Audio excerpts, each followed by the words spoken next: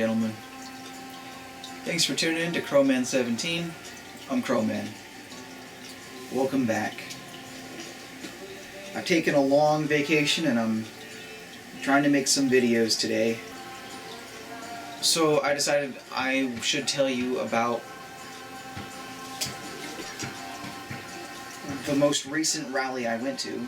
That was a big, exciting rally. The most recent rally I should have went to was the Women's March, or the Nasty Women's March as they refer to it themselves. I went to San Francisco that day, but I never thought about going to the Women's March. I ended up going later on because it was a friend's birthday. I went for her, and it was her 21st birthday, so how could I miss out on something like that, right? I went to San Francisco. It was later in the day, and I met up with a friend who apparently a couple of my buddies were at the Women's March in San Francisco, and I just didn't go. I kind of regret it. I wish I'd gone. Maybe I could have gotten some footage of something, or at least see what the hubbub was about. I know that a lot of people, I saw a lot of notifications on Facebook that a lot of people were going over to Nevada and going to Vegas for the Women's March. I wasn't doing that. So the most recent rally that I was at was in December, where we had the March for Kate Steinle. And I'm going to go over with you what happened. We took the train that day. Me and Mr. Gold and our little puppy Luma, as usual. I think. Did we? No, I think we actually left the dog at the time. Anyways, okay, so we walk what we think is in the right direction. Was the right direction. We get to the park, and we see the giant Christmas tree, and it looks like there's like some kind of holiday event going on over there, not some you know, political thing or whatever. There's people there enjoying the festivities. But as soon as we cross the street and I start looking, is there anybody around I recognize? And believe it or not, the first person I recognized was Jeff, right side of Floyd. And you know, I'm going to be seeing him there, so I should at least just get this. It's kind of a good thing that he's the first person I see, so I can just get this out of the way, you know. So I walk up to him, just really quick, and you know me and my sarcasm. I just wanted to verify with some of the things he said, because we hadn't actually spoken. Everything that all the communications I'd had from him prior to that were not the happiest ones. So I just wanted to clarify. I'm like, yeah, hey, it's good to see you again. I'm glad to see you're doing well. You're not going to kick my ass, are you? He didn't like that too much. Yeah, sorry. Whatever. Just wanted to clarify. And I told him, I hope you have a good time, and let's all enjoy ourselves. And even though it didn't turn out to be as violent-free as we had all hoped it would. And I think he was actually right next to the first bit of violence that broke out. So, after talking with him, I started going around to all the people that I knew and saying hi to them. And I was getting some footage. Not a lot of exciting things were happening that I can see. I got a picture with Santa Claus. Why not? I got a spot next to the palm tree. I kind of went in a couple of times. I mostly stayed out. Eventually, I walked up to the nearest liquor store. I think I went by myself. Might have went with Mr. Gold. I can't really remember. Got myself a bottle of Jameson and came back to the park. Went back to hanging out by the palm tree again.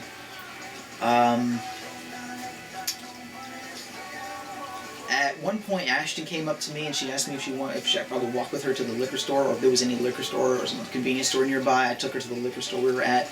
On the way over there, I remember she asked me if anybody had a battery charger, and her phone was on 8%, and I had one battery charger, and I was like, oh man, that's my phone charger or whatever.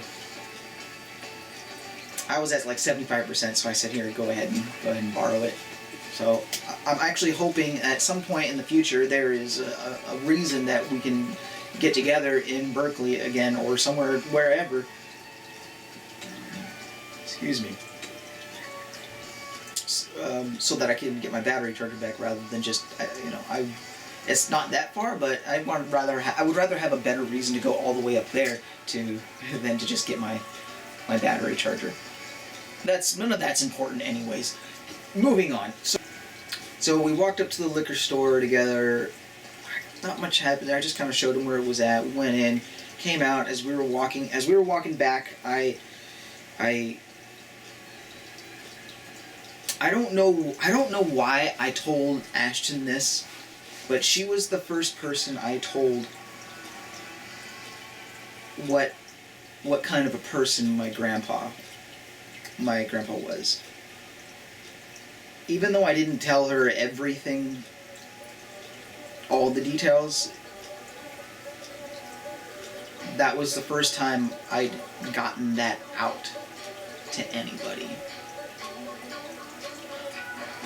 So, anyways, pretty much just kept hanging out, met with a bunch of other people that I saw a bunch of other people I knew. There was this kid, I remember we were standing at one spot over there after I came back from the liquor store the second time, and there was this group of kids, and we heard there was some kind of argument that went on behind us, but by the time I pulled out my camera and I started walking, this lady, she was walking away. Apparently she came up and asked him some kind of question, and asked him if, I don't know, he gave the wrong answer. She started calling him a cupcake, or whatever. I heard her start raising her voice. That's when I turned around to see if I can get any footage or whatever, and she was walking away. I asked him about it, what happened, and that's what he described to me as what happened. And I did record what he said happened, but I decided that, you know, I'd actually already had a similar experience like that back on the Battle of Berkeley 2, so I just, like, forget it. We walked, then went back over to the palm tree where we were hanging out. We were hanging out there for a while. I tried to get some footage. You guys did see a lot of the footage I got. I was kind of walking around, I saw, oh yeah, that's when the fight broke out. That's when the fight broke out, after we went back to the palm tree, and I could see like all these people just rushing in one direction. I didn't really know what was going on, because I was getting footage of the people that were going by, people the cops were taking by.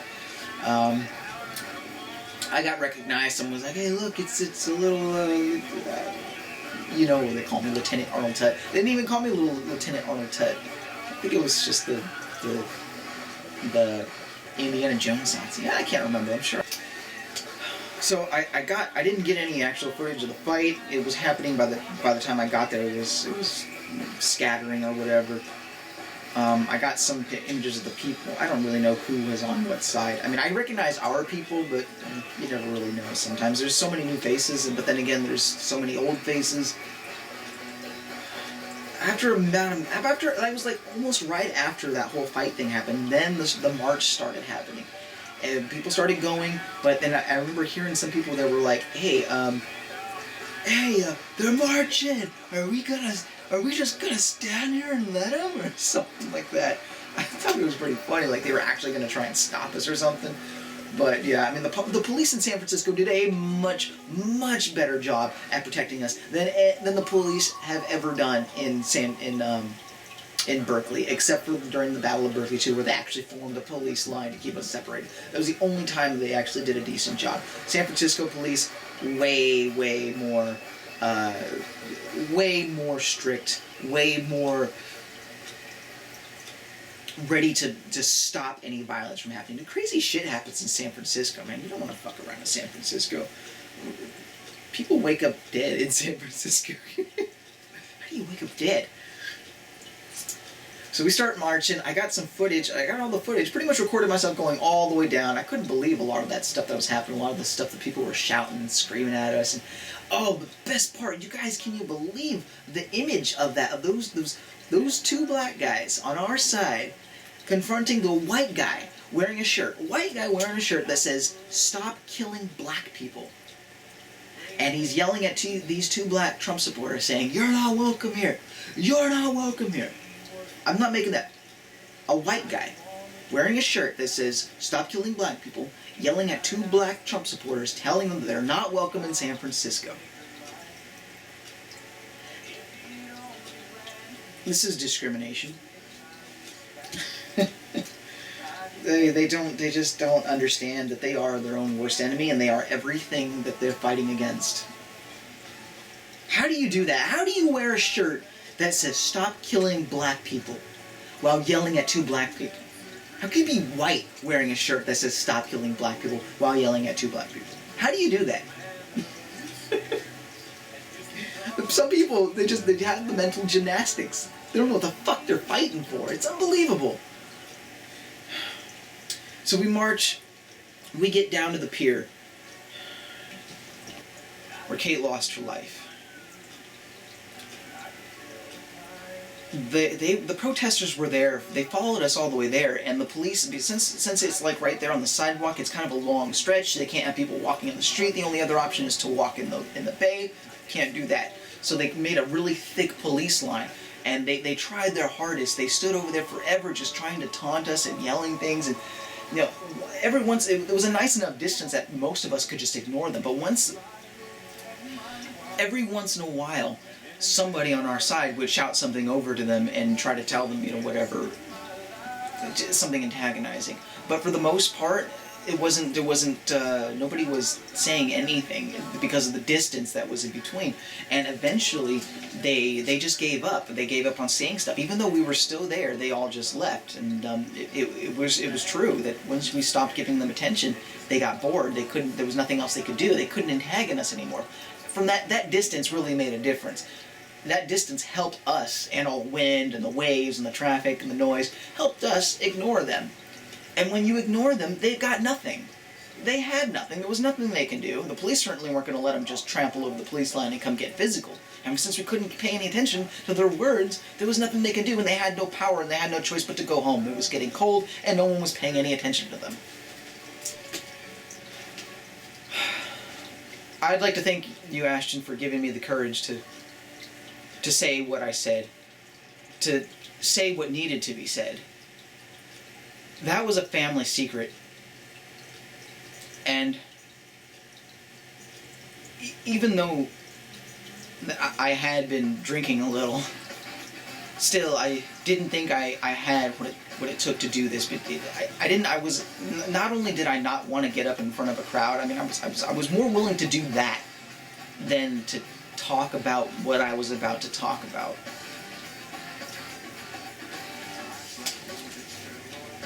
It had to be done, though. It was time. It was 10 years to the month and almost to the day that I first got news about what happened to my mother.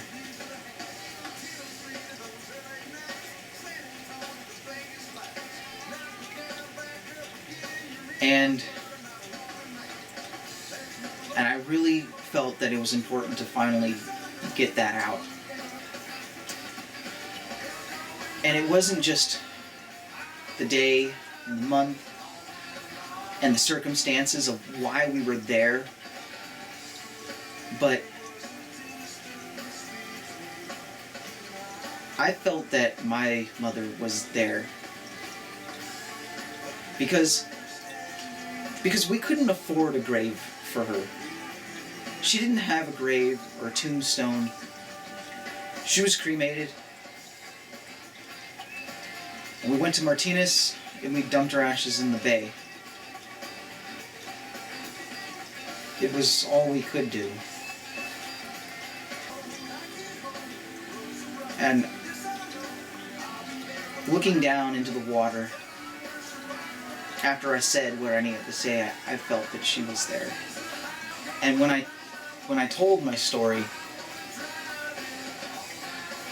when I finally felt like I said as much as I could possibly say, and I had to stop, I mostly just wanted to be alone for a minute. But there was at least 3 of you that came up to me to apologize to me for what had happened. It's not like it was anybody else's fault, any of your fault for what happened. What happened happened. But it really touched me right here. I want to thank you guys. I want to thank you guys for the support I got after that, because that was very difficult for me to say. I didn't want to say any of that. I didn't want to talk about any of that.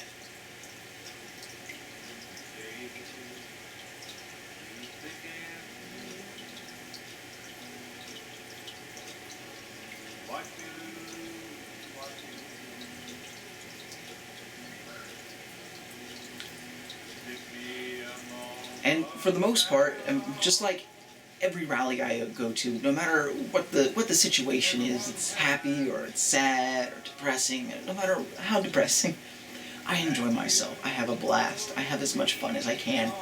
And even at this particular rally, I went and I had a blast. I had a fun time. I enjoyed myself there every minute that I was there. Only for that brief minute when I told the story, when I got up and I stood up and I re-stimulated with myself what had happened and what I went through and how it affected me when I finally found out. The day I found out that there's nothing you can do if you ever want to see your mom again. There's nothing you can do about that. It's over. She's gone forever. All that feeling came back. So, and for that moment, and I was sad, but after that, I was happy again. I remember I looked up and they removed the gates, they opened up the pier, and I went out onto the pier. I was one of the first ones to go out on the pier. Nobody said anything, I just looked onto the pier and I saw the barricades were gone and I walked on out.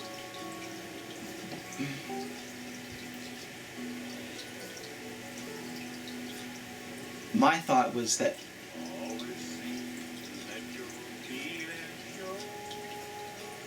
I did good somehow.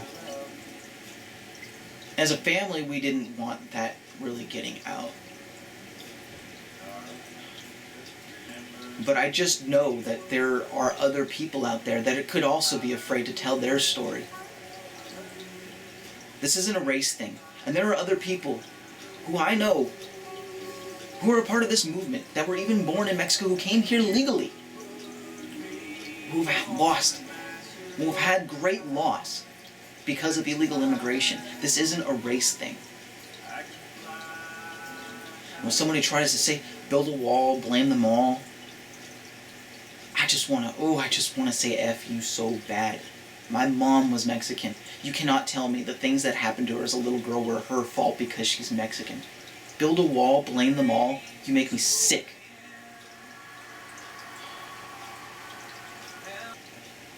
So we got out onto the pier, and we were out there for a minute, kind of just hanging out. Eventually all the crowd just started coming, making their way out. By the time everybody got out there, they did a group picture. But another person came up to me and was talking to me again about the speech I gave. So I didn't get to participate in the group photo, but I was there behind the photo. That's okay. After the pier, everybody marched to the right. We exited the pier, everyone went to the right, and my group went to the left. There was about 6 of us. We walked down towards the stadium, and I remember as we left, there was the sky and the trees and every power line and all the cable lines. There must have been 10,000 crows flying around everywhere. I'd never seen so many crows in my entire life. To me, that was something symbolic. Eventually, we got down to the Safeway near the Caltrain station, and we got another bottle of Jägermeister. We took the bottle back over the water. We drank, I believe, most of the entire bottle, pretty much the whole bottle. We got pretty sauced. Then our friends went one way, me and a couple of other friends went back towards the Safeway where the Caltrain station was because we were taking the train. I remember as we were walking over to the train station after the bottle of Jaeger, I was on the left side of the sidewalk. I start tilting over, and the next thing I know, I'm like, over to the right side of the sidewalk. And everyone's behind me, my friends are all behind me. And over to the left side of the sidewalk, and then I'm walking straight again. I'm like, damn, I'm pretty sauced. But it was okay. Fortunately, the train station was right across the street. Wasn't driving. Got on the Caltrain, and just before we left, actually, Mr. Gold goes up to, I don't know, I guess he found a Taco Bell somewhere, and he got a big bag of tacos. So we got on the train, and even though I had my nice freshly dry cleaned suit, and I hadn't even somehow miraculously made it the entire day without getting any scuffs or dirt on it. And then I just ended up eating tacos, got it all over my sour cream and cheese and whatnot. Didn't ruin it, but got it all nice and filthy again. I don't know what time we got home. It was like the last train of the night, but we got home pretty late. Everything was cool. But that was pretty much it. That was my that was my day in San Francisco for Kate Steiner. Well, you guys, thanks for tuning into that. I really hope you enjoyed it. I'm really sorry I haven't been able to upload much. I've been kind of neglecting my audience, I know. But there just hasn't been much going on. I do have a dash cam, and every once in a while I'll put a little treat of something we see on the road that we don't really see much. I'm gonna try and I have a few ideas coming up. You just have to bear with me. It's gonna be some time. Like I said, I haven't been getting out very much because of what happened to my hand, but it's recovering. By next month, doctor says it'll still be sore, but I should still be able to work, and it'll never affect my ability to grab or squeeze or pick things up or even throw another punch. That's good because, like I said, I'm going to have a lot of digging to do. I can always use another hand if there is somebody who would like to get a hold of me and join the crew. And, the event is posted on my Crowman17 Facebook page. Please, if you want to come, let me know if you want to come. This is going to happen. We are putting Pepe the Frog out on the desert floor. And we're going to continue to etch Trump's name in and make it more visible. We're going to also plant some desert flowers, some cactuses, and bring some beauty to the desert. A lot of work that needs to be done. This is what's going to happen because I have a goal here. I am going to make another video about that, so stay tuned. Check me out later on. If you haven't subscribed already, please go ahead and give me subscribe. I know it's not always about politics, but please, you gotta bear with me, people. There is not always political things going on, but you'll always see my boy, Mr. Prez, right behind me, as long as I'm doing my studio here in my studio. And also find me on Vines.com, you can find me on BitChute.com, and, well, for now, that's pretty much it. On my Crowman17 Facebook page, I'm going to be posting up updates for what I'm doing out there on this property. Okay, so if you're interested in that, please look that up. Check it out. Remember, Crowman17 Facebook. Thanks a lot, guys. Stay tuned for the next one. It is coming, and I do have more footage that I've just been lazy with getting up. Bear with me. It's coming. Thanks a lot. I love you all. Que Estados Unidos se grande otra vez.